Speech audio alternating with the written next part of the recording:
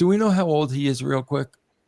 I think he's 34. 35 or 6, I think. God, if he's that age, what are they waiting for, man? Like, what are they waiting for, man? Pull the trigger. 34. Jeez, man, pull the freaking trigger. All right, let's talk about Montez Ford. Let's talk about Montez Ford. This is a very interesting conversation here when it comes to Montez Ford. He said this in an interview. He said, I chilled with docs before that for a very long time. And I'm sorry, the notes, I'm a big fan of crediting interviews. If you're watching this and you have the interview, say in the comment section that you did the interview. My apologies. Tag you. Yeah. I chilled with docs before that for a very long time, and we weren't getting the success. And we added the Almighty. We added B-Fab, had a little bit of success, but honestly, not the same success as before. Now I'm starting to think, do I need to make adjustments with the people I'm involved with? Do I need to involve more people, or do I need to get rid of people?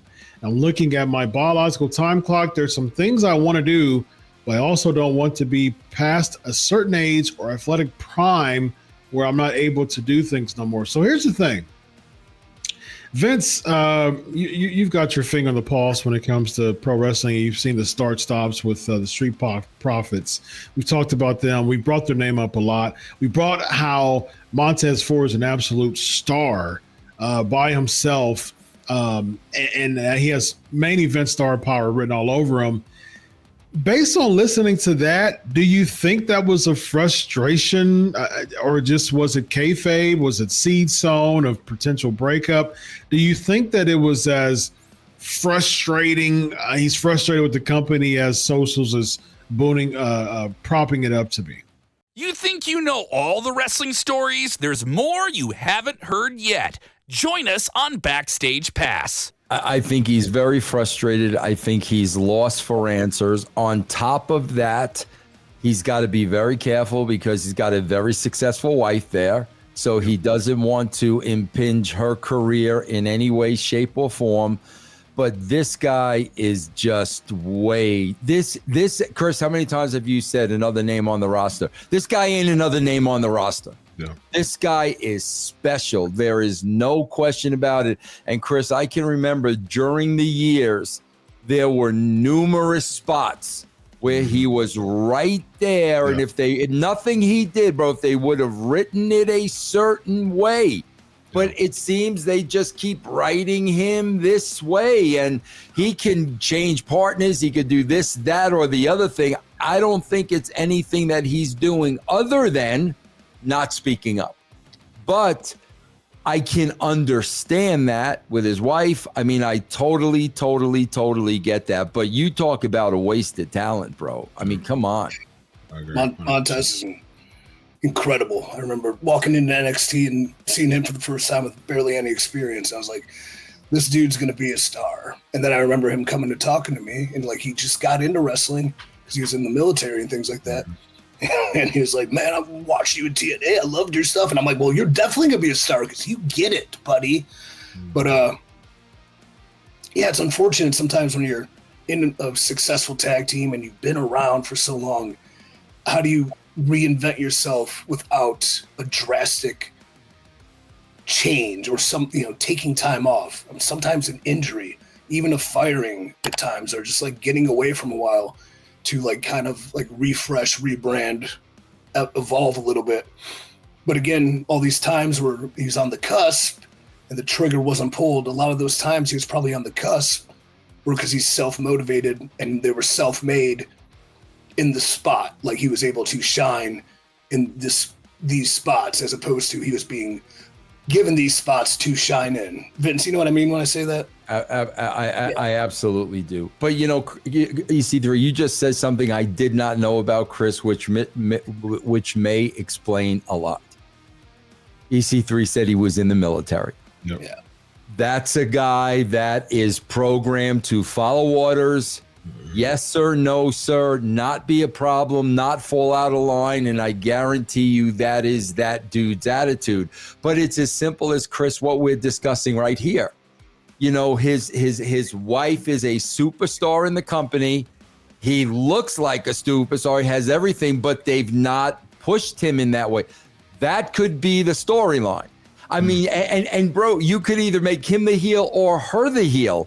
Like, he could be vocalizing his frustration to her, and he could say something like, I got to tell you, man, I'm going to have a conversation with Hunter. And she could be like, whoa, you can't do that. You know what I'm saying? There's such, what I'm saying is, Chris, there is a story there opposed to him doing nothing. No, I'm with you with that. Absolutely. I heard that they don't plan on turning Bianca heel anytime soon because she's one of the top merch sales for women. So they want to keep her in that kind of Cena spot, you know, as far as like, we don't want to turn you to take away so much of our merch. When it comes to Montez Ford, man, I think they've tried a couple times to make him a heel, and people love him. I mean, people love him, man.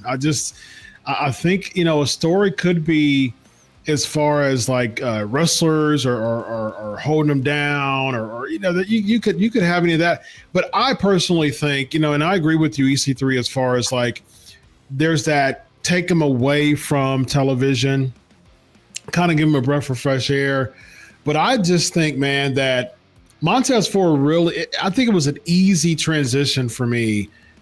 And it didn't even have to cost Dawkins to turn heel, him to turn heel. Because I think if Dawkins turned heel, I think he just would have broken away, you know, like, you know, I call it, I ain't going to say this, I ain't going to say it, but there's usually, when it comes to pro wrestlers, pro wrestling legendary teams, there's usually like the one that isn't as successful and then the one that kind of gets boosted off to the main event level. But I think that if Dawkins like detaches from Montez, I don't see his career. I see his career absolutely floundering, unfortunately, because that's what it did in NXT. He teamed up with so many different people in NXT, and he was in NXT for so long.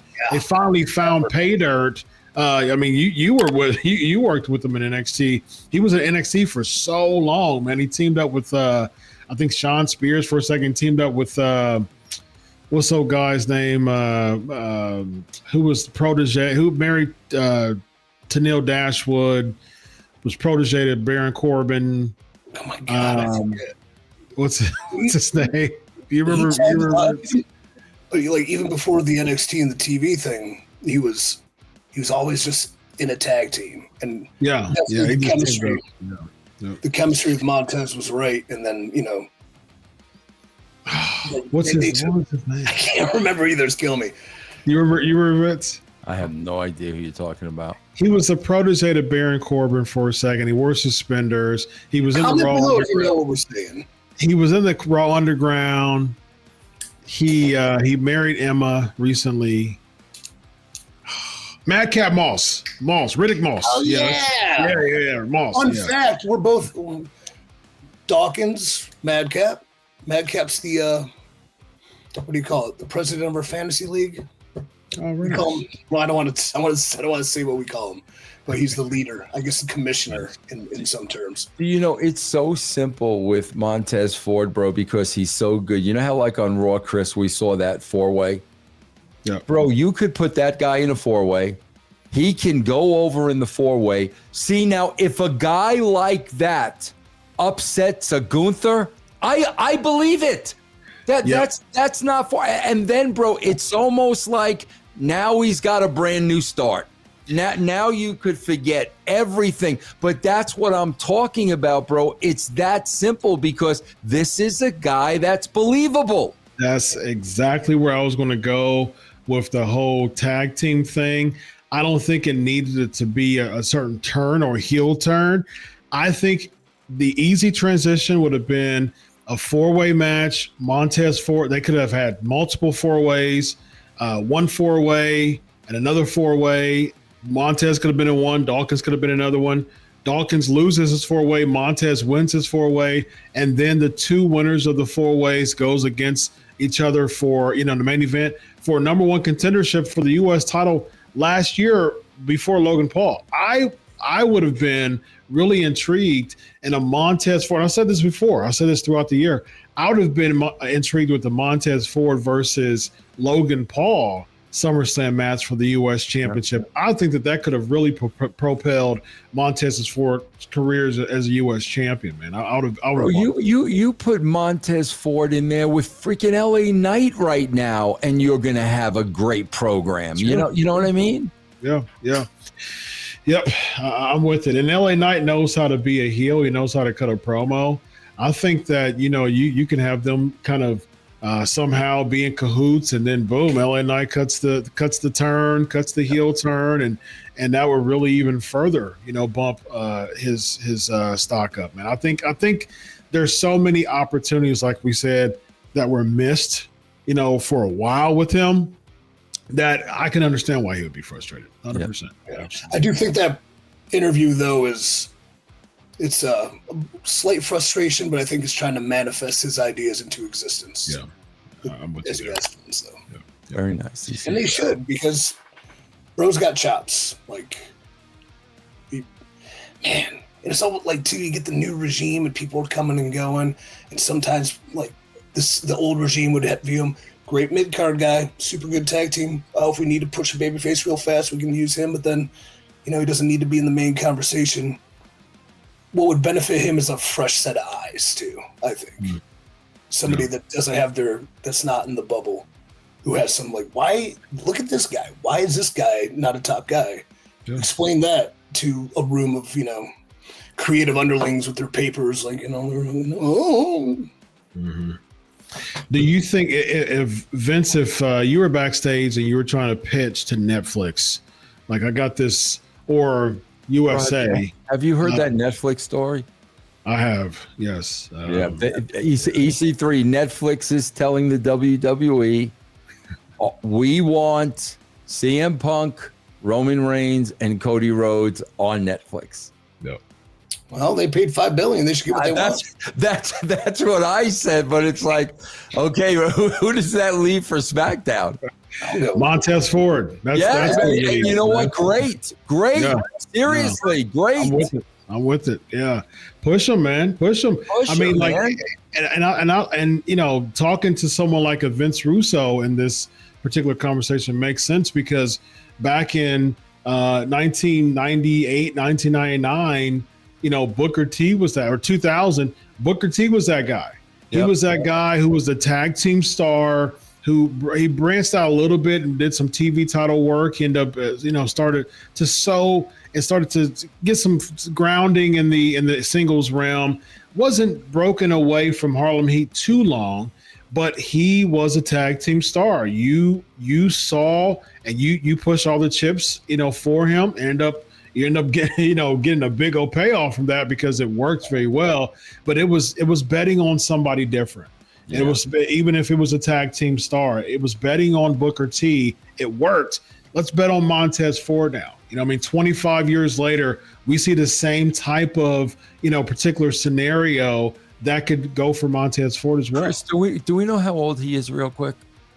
He's 34. 35 or 6, I think. God, if he's that age, what are they waiting for, man? What are they waiting for, man? Pull the trigger. 34. Jeez, man, pull the freaking trigger. He'll be 35 in a few months. Now's the time. Yep. Yeah, I'm with you. And Booker T was what? How old was he when he won the championship? 36. 30. He was a little older, right? It was 2000, right? That he won? Yeah. He was born in 65, so he won he was 35. 34. Yeah, around the same age. Yeah. Around the same age as Montez Ford. I mean, this is a perfect parallel, man. Yeah. Perfect. Like I said, history doesn't repeat itself, but it rhymes. Indeed. 5 times. 5 times. Pull the trigger on the guy, man. Why not? Until then, SK Nation, Sportskeeda Nation, comment below. Do you see money in Montez Ford? Do you think Montez Ford could be the next person that could be the top guy in SmackDown heading into 2025 and 2026? I said this on my Pancakes and Power Slam show. I think it would be an absolute highlight reel for the ages that would go into the annals of history if Montez Ford and Bianca Belair won the 2026 Royal Rumble. Husband and wife, both Royal Rumble winners, both going to WrestleMania, man. I think it would be a beautiful sight. Ooh. Very nice. Yep. Wow. I have nothing to add. Yeah, that's. I think that would be. You want to talk about highlight reels and showing that for Royal Rumbles for years and years to come, man. I think that would be just an absolute highlight reel. And then even if you wanted to do that heel deal, she wins hers and he almost wins his, and that just sent him on a tailspin. Great story. Great story. Indeed. EC3, Vince Russo. I'm Dr. Chris. This is the Wrestling Outlaws. Have a good night, everybody. So long.